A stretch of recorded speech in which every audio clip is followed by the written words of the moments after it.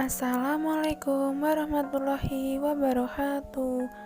Kami dari kelompok 3 yang beranggotakan Afkin Zanisar Anarki, Diana Denisha, Ahmad Isanuddin, Wahyuni Dwi Aryani, Raffi Desari, Ninta Aldita Dewi, Dinda Putri Wijayanti, Rizka Kania Hidayat, dan Ranita Afiani. Di sini kami akan membahas tentang tata surya. Pengertian tata surya. Tata surya adalah kumpulan dari matahari, planet, dan benda langit lainnya.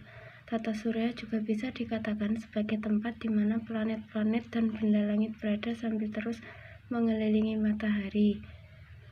Planet-planet yang mengelilingi matahari adalah Merkurius, Venus, Bumi, Mars, Jupiter, Saturnus, Uranus, dan Neptunus. Setiap planet berputar pada porosnya. Peristiwa berputarnya planet pada porosnya disebut rotasi. Nah, rotasi bumi ini menyebabkan kita dapat mengalami peristiwa siang dan malam secara bergantian. Semua planet yang ada dalam sistem tata surya akan berputar mengelilingi matahari. Oleh karena itu, matahari disebut sebagai pusat tata surya. Karakteristik yang pertama, matahari. Matahari adalah pusat tata surya yang berupa bola gas raksasa. Matahari merupakan benda langit yang paling besar di tata surya. Ia berputar pada porosnya sendiri atau berrotasi dari barat ke timur.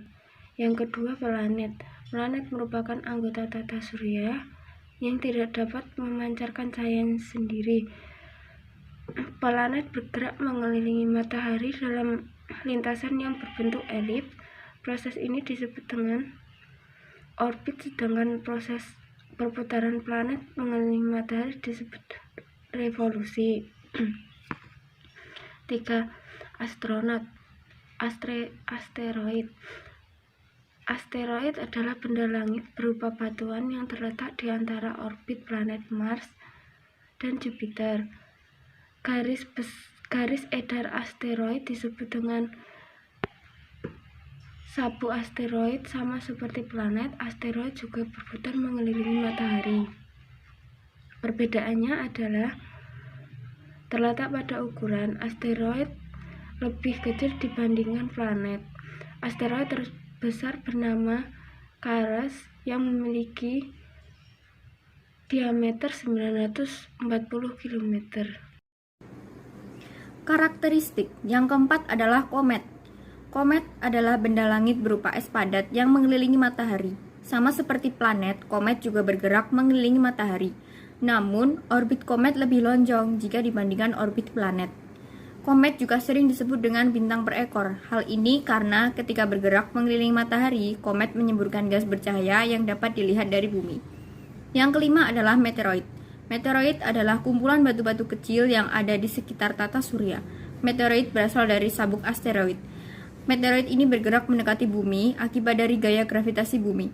Peristiwa masuknya meteoroid ke bumi sering disebut dengan peristiwa bintang jatuh. Meteoroid yang masuk ke atmosfer bumi disebut dengan meteor. Namun sebagian besar meteor yang jatuh ke bumi akan habis terbakar di atmosfer sebelum dapat mencapai permukaan bumi. Yang keenam adalah satelit. Satelit adalah benda langit yang mengelilingi benda langit lainnya seperti planet. Selain revolusi terhadap planet, satelit juga berotasi pada porosnya. Satelit dibagi menjadi dua, yakni satelit alam dan satelit buatan. Satelit alam adalah satelit yang memang ada karena bentukan alam. Contoh satelit alam adalah bulan. Sementara satelit buatan adalah satelit yang dibuat dan diluncurkan oleh manusia yang berbagai keperluannya. Contohnya adalah satelit Palapa.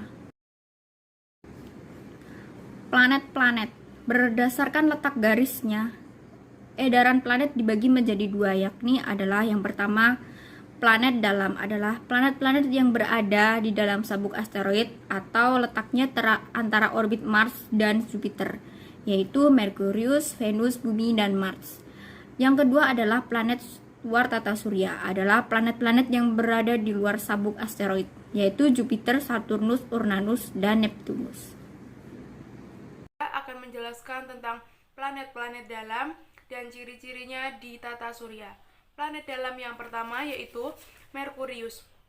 Ciri-ciri planet Merkurius yaitu Merkurius adalah planet terkecil dalam tata surya dan terletak paling dekat dengan matahari. Yang kedua, bentuknya terlihat berubah-ubah seperti bulan karena pengaruh revolusi Merkurius. Yang ketiga, atmosfer Merkurius sangat tipis, terdiri dari uap natrium dan kalium. Dan yang keempat, Merkurius tidak memiliki satelit. Planet dalam yang kedua yaitu planet Venus. Ciri-ciri planet Venus yang pertama yaitu planet yang paling dekat dengan bumi. Yang kedua, planet yang suhunya paling panas. Yang ketiga, arah rotasinya berbeda dari planet-planet lain. Arah perputarannya searah dengan jarum jam yaitu timur ke barat. Yang keempat, ukurannya hampir sama dengan bumi sehingga gravitasi Venus hampir sama dengan bumi dan sering disebut dengan kembaran bumi. Dan yang kelima, Venus biasanya terlihat di timur saat matahari terbit sehingga sering dijuluki sebagai bintang timur atau bintang pagi. Planet dalam yang ketiga yaitu bumi. Ciri-ciri planet bumi yaitu 1. Bumi adalah satu-satunya planet di tata surya yang dihuni oleh makhluk hidup. 2. 2/3 permukaan bumi adalah air. Yang ketiga, atmosfer bumi tersusun dari nitrogen sebanyak 78%, oksigen sebanyak 21%, dan sisanya 1% terdiri dari argon, karbon dioksida, ozon, dan gas lainnya. Selanjutnya, ciri-ciri planet bumi yaitu kala rotasi bumi yaitu 24 jam dan kala revolusinya selama 365 hari. Ciri-ciri selanjutnya, bumi memiliki gravitasi yang membuat manusia tetap berada di permukaan. Dan yang terakhir, memiliki satelit yaitu bulan. Nomor 4. Mars. Ciri-ciri planet Mars antara lain: A. Planet Mars disebut planet merah karena terlihat kemerahan. B. Atmosfer Mars tipis, tersusun dari karbon dioksida dan nitrogen. C. Mars mempunyai 2 satelit yaitu Phobos dan Deimos. 5. Jupiter. Ciri-ciri planet Jupiter antara lain: A. Jupiter merupakan planet terbesar dalam tata surya. B. Atmosfer Jupiter terdiri dari hidrogen dan helium. C. Jupiter seperti bola gas raksasa yang terlihat sangat cerah. D. Jupiter adalah planet yang kala rotasinya paling cepat. E. Jupiter memiliki 79 satelit dan paling besar antara lain Io, Europa, Ganymede, dan Callisto atau satelit-satelit Galilei. 6. Saturnus. Ciri-ciri planet Saturnus antara lain: A. Saturnus adalah planet yang memiliki cincin yang melingkarinya.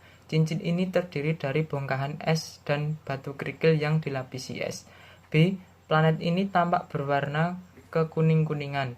C. Saturnus merupakan planet terbesar kedua setelah Jupiter. D. Atmosfer Saturnus terdiri dari hidrogen dan helium.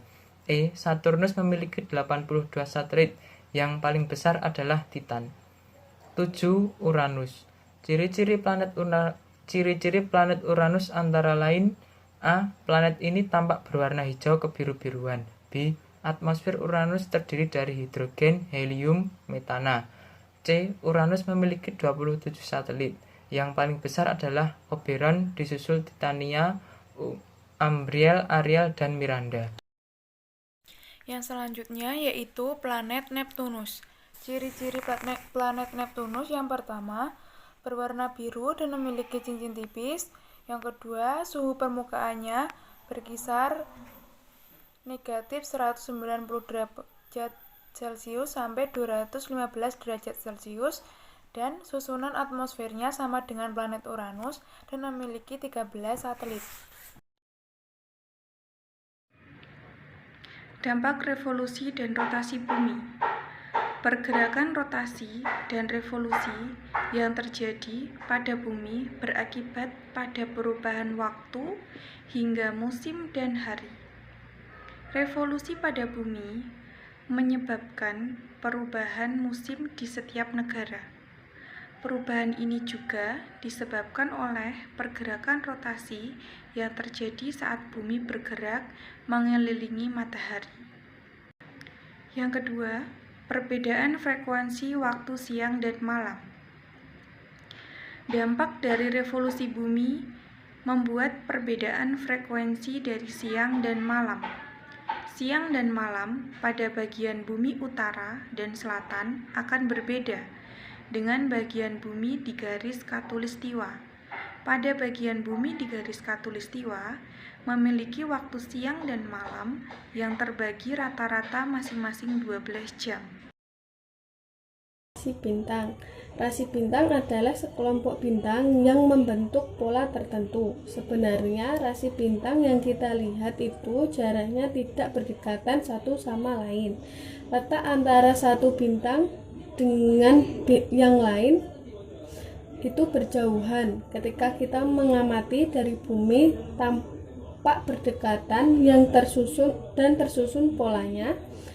Itu dikarenakan revolusi bumi ini, rasi bintang pada setiap bagian bumi akan terlihat berbeda.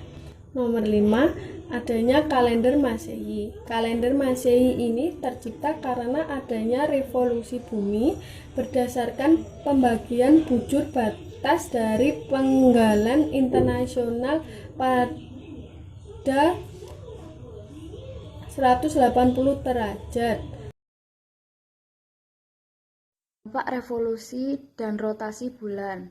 1. Terjadinya pasang dan naik air surut. Proses ini menjelaskan yang terjadinya air pasang naik, permukaan air laut akan naik. Menurut revolusi bulan terhadap bumi yang mengakibatkan air laut di bumi yang posisinya menghadap pada bulan akan tertarik oleh gaya gravitasi bulan, sehingga dapat menimbulkan pasang naik. Sebaliknya, saat air laut di bagian bumi yang tidak menghadap pada posisi bulan akan mengalami pasang surut. 2. Perubahan jumlah hari pada setiap bulan di kalender Hijriah. Bulan digunakan untuk umat Islam dalam menentukan perhitungan atau permulaan kalender atau yang disebut juga kalender Komariah. Jumlah hari per kalender Hijriah ada 30-29 hari. 3. Macam-macam fase bulan dan pergerakannya. Yang pertama, fase bulan mati. Fase bulan yang terkena sinar matahari berada di belakang bumi. Fase bulan yang muncul jika dilihat dari bumi yang seperti sabit. Yang ketiga, fase bulan separuh. Fase bulan yang memperoleh sinar matahari yang dipantulkan ke bumi. Yang keempat, fase bulan 3/4. Fase bulan ini terlihat dari bersinar sempurna yang terlihat dari bumi yang disebut dengan bulan purnama. Terjadinya gerhana matahari. Terjadinya gerhana matahari yaitu terletak pada posisi garis lurus atau linear, posisi bumi yang berhadapan di antara posisi bulan dan matahari. 5. Terjadinya gerhana matahari. Terjadinya gerhana matahari, gerhana bulan pada saat kesempatan revolusi dan rotasi bulan. Ini juga penerapan penting dalam terjadinya gerhana matahari. Dari rotasi dan revolusi bulan, yaitu yang pertama menentukan pergerakan gravitasi bulan terhadap bumi dalam mengetahui dan memprediksi arus aliran laut beserta pasang surutnya. Kedua, yaitu memperkirakan dan menentukan permulaan tahun Hijriah bagi umat Islam dan menentukan awal puasa Ramadan dan datangnya hari raya Idul Fitri dan Idul Adha. Ketiga, memprediksikan munculnya gerhana bulan dan matahari di beberapa tahun ke depan. Gerhana matahari total. Gerhana matahari total terjadi ketika matahari ditutup sepenuhnya oleh bulan. Hal ini dikarenakan bulan berada di dekat bumi dalam orbit bujurnya. 2. Gerhana matahari sebagian. Gerhana matahari ini terjadi apabila bulan hanya menutupi sebagian dari matahari.